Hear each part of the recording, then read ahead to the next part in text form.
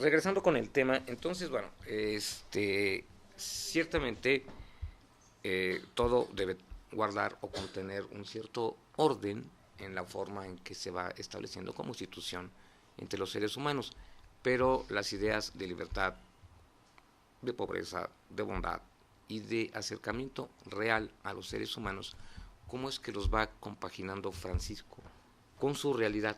Porque era una realidad jerarquizada, polarizada, brutal, etcétera. Sí, el esquema mental y social de la Edad Media era un sistema totalmente vertical o piramidal si lo prefiere, ¿no? Donde unos pocos tenían casi todo el poder y la gran mayoría no tenía nada. Y dentro de la iglesia pues esa misma estructura se repetía. Pero Francisco desde su, no sé si lo puedo decir descubrimiento, pero sí desde su encuentro con el Dios Padre, descubre bueno, pues si todos somos hijos del mismo Dios y Padre y somos obra de la creación de Dios, pues la relación entre todos tiene que ser no una relación vertical, sino una relación horizontal totalmente, ¿no? Y eso abre a otro tipo de relación con las personas. Por ejemplo, en la regla nos dice, y a nadie llamen padre, todos son hermanos. Por eso antes comentaba que en lugar de ponerme padre pusieras fray, que quiere decir hermano, Bueno, ¿no? Porque eso es lo que Francisco quiere que todos descubramos, pues esa relación fraterna, horizontal, familiar, entre toda la humanidad. Todos somos hijos de Dios. Por lo tanto, nuestra relación tiene que ser una relación de hermandad, de fraternidad. Y no solamente con el ser humano, sino también pues con toda la creación, porque todo es obra de las manos del Dios creador. Todo cuanto existe proviene de ese amor creador de Dios.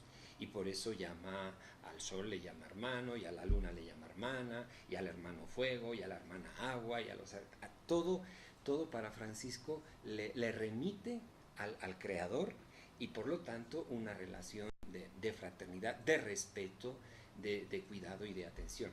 Y bueno, pues en ese sentido yo pienso que esa novedad que Francisco aporta, pues es totalmente acorde al Evangelio, porque Jesús siempre que habla de Dios, habla como Padre. Y bueno, pues dentro de la jerarquía de la iglesia, pues él también, aunque tiene buenas relaciones y respetuosamente, pero también intenta pues que la orden pueda ser orden de hermanos, insistirá mucho en que se respete ese nombre, que no sea obligatorio, que para ser superior tenga que ser un sacerdote o clérigo o lo que sea. En ese tipo rompe esquemas, porque hasta San Francisco de Asís, dentro de la iglesia, aquellos que querían llevar un estilo de vida como más radical, más comprometido, lo tenían que hacer bajo las reglas de los monasterios. Los monasterios que eran pequeños feudos, ¿no? Bajo el abad, donde estaban ahí con sus grandes propiedades de terreno.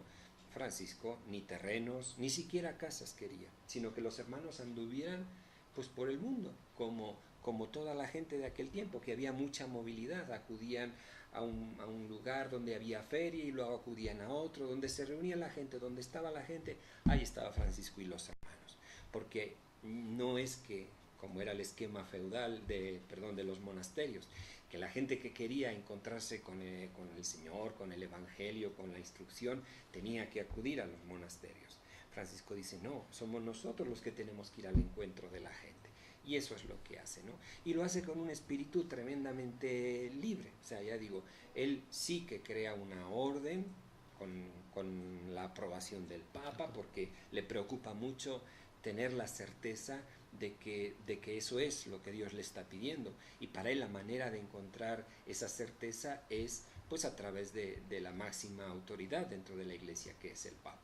Entonces, cuando ya tiene esa aprobación, pues él manda a sus amigos, a sus hermanos, de dos en dos por todos los caminos. Y van a ir por ahí y con ese mensaje de reconciliación, de conversión, de fraternidad entre todos los hombres. Y bueno, pues al principio ciertamente algunos sectores de la iglesia sospechaban, serán herejes, serán grupos revolucionarios, serán alborotadores, serán charlatanes que quieren aprovecharse, pero conforme se fue conociendo pues la seriedad, ¿verdad?, de esta opción de vida, pues finalmente pues se contó sin ningún recelo, sin ninguna sospecha o sin ningún miedo.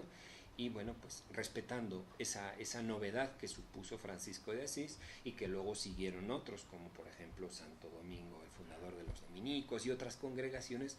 Francisco es el que abre el camino y luego otros muchos detrás siguieron ese nuevo estilo de vida, que se les llamó los mendicantes porque precisamente vivían de la mendicidad. Bueno, en principio los hermanos tenían que trabajar para sostenerse con lo que trabajaban, no con dinero, sino les tenían que dar pues, su alimento o lo que fuera.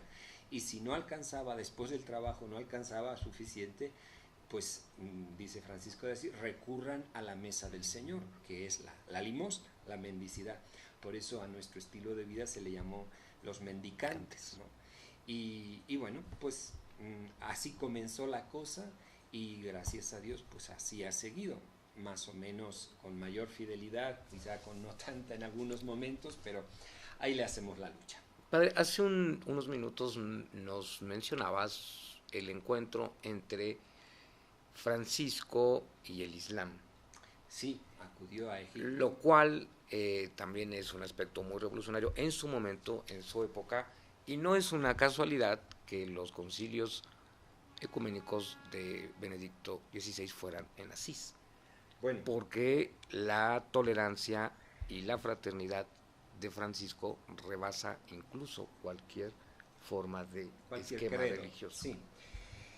Sí, no fue casualidad que se eligiera precisamente la ciudad de Asís, pero el primero que convocó un encuentro a nivel de líderes religiosos del mundo no fue Benedicto, fue Juan Pablo II, bueno, sí, pero allá en Asís. El que hizo Benedicto fue a los 20 años de aquel encuentro, se quiso como pues recordar ese acontecimiento que yo creo que marcó un movimiento universal en el cual pues toda la gente de buena voluntad se quiere integrar para superar odios, para superar diferencias, para no andar justificando la violencia en nombre de Dios o cosas semejantes, ¿no? Y sí, precisamente fue el lugar de Asís, porque Francisco de Asís ha sido reconocido pues no solamente por la iglesia, sino pues cualquier persona que conoce un poquito su estilo de vida, pues lo reconoce como una persona que hizo de su vida pues un deseo de construir relaciones de paz, de humanizar al género humano, porque bueno, pues los sistemas económicos o políticos que hemos vivido son muy deshumanizadores. Y eso es valorado y reconocido, ya digo, no solo por los cristianos, sino pues por todos, ¿no? Y bueno, pues él fue allá a Egipto, donde en aquel tiempo se estaba Damietta, donde se estaba desarrollando una cruzada, pues precisamente intentando pues encontrar caminos de diálogo y de entendimiento, aunque bueno, pues Francisco de Asís tampoco es que tuviera, como decir, una intención de ecumenista en el sentido de, bueno, pues respetándonos mutuamente. Sí, o sea, lo que fue Francisco fue a decirle al sultán que conociera a Cristo y que creyera en Cristo. Evidentemente, pues el sultán dijo, pues no, yo pues a mi profeta Mahoma y a mi Dios Alá, ¿no? Pero como digo, al menos hubo un diálogo, hubo un encuentro, hubo un intento de construir un puente que uniera un lado con otro. Hubo algo más, ¿no? Francisco lo reconoce como su hermano o condición, que en la Europa medieval no era así. No, ciertamente no era así. Por eso antes he dicho que Francisco, desde ese descubrimiento de Dios Padre, ve que todo ser humano, independientemente de su credo, de su fe, todo ser humano es hermano. Y por eso ese talante pues, respetuoso, ese talante fraterno con todos y con todo. Así es. Padre, hasta aquí está muy claro los conceptos de la vida y el pensar de Francisco, pero ha trascendido. Hay dos preguntas que son muy interesantes con respecto a él. La primera, ¿cómo es que un ser humano, el que esté fuera, basado estrictamente en la sencillez, puede convertirse en un ícono de la cultura del ser humano, no nada más en el cristianismo, por 800 años. ¿Cómo es que la sencillez lo logra? Yo pienso que precisamente la explicación está en esa simplicidad. Cuando las cosas se complican demasiado, se retuercen mucho, hay con muchos pliegues y dobleces. Simplex, o sea, simplex es sin pliegues, sin doblez. O sea, lo que sería la honestidad, la transparencia, la verdad, lo que es como es, ¿no? Pero cuando se empiezan a hacer interpretaciones y desarrollos y todo eso, como que complicamos mucho todo, ¿no? Y bueno, pues volviendo al Evangelio, Jesús es muy sencillo, no es un doctor que empieza a exponer ideas y teorías, no es alguien que desarrolla unos dogmas complicados de entender. Cuando Jesús habla en el Evangelio lo hace con parábolas, lo hace con un lenguaje muy sencillo, de manera que cualquiera que le escuche puede entender su mensaje, ¿no? Y de esa misma forma, Francisco de Asís pues no escribe ningún tratado dogmático, teológico, de ningún tipo. Lo único que hace Francisco es el Evangelio, tratar de hacerlo vida. Por eso es una vida en la sencillez, en esa simplicidad, y bueno, pues trata de aquello que lee en el Evangelio, aplicarlo a su propia vida. Y eso yo pienso que ha sido la causa de que, bueno, pues nuestra gran familia pues haya tenido vitalidad por 800 años que pues es un caminito largo recorrido, ¿no? Y bueno, pues también precisamente ese deseo de la sencillez ha hecho que con el transcurso del tiempo, cuando el carisma de nuestra espiritualidad se ha ido, por así decir, cuadriculando o acomodando en determinado tipo de estructura, pues siempre ha habido grupos de hermanos que han dicho, tenemos que volver al origen, tenemos que volver a esa frescura inicial de Francisco de Asís. Y bueno, pues nuestra orden, que ciertamente tenemos la bandera de la fraternidad siempre en la mano, pues ha vivido muchos movimientos de reforma, que le llamamos así.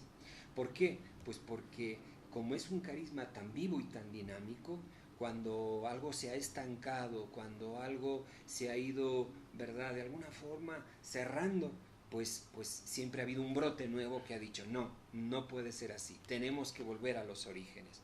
Y bueno, pues yo soy miembro de una orden, de la Orden de los Hermanos Menores Capuchinos, que es un movimiento dentro de la orden de reforma, ¿no? Y bueno, pues yo pienso que eso no lo tenemos que ver como una dificultad en cuanto a que vamos contra la fraternidad, sino más bien como un signo pues de la vivacidad de nuestro carisma. Cuando la estructura ahoga al carisma, siempre va a surgir alguien que dice, no, tenemos que comenzar, esto no puede ser, hay que volver a los orígenes. Padre, antes de que nos vayamos al corte, quisiera que se quedara una pregunta en el aire. Hace una semana fue el Día Internacional del Respeto a la dignidad de los seres vivos y los animales. No es casualidad que fuera el Día de San Francisco, eso es muy obvio.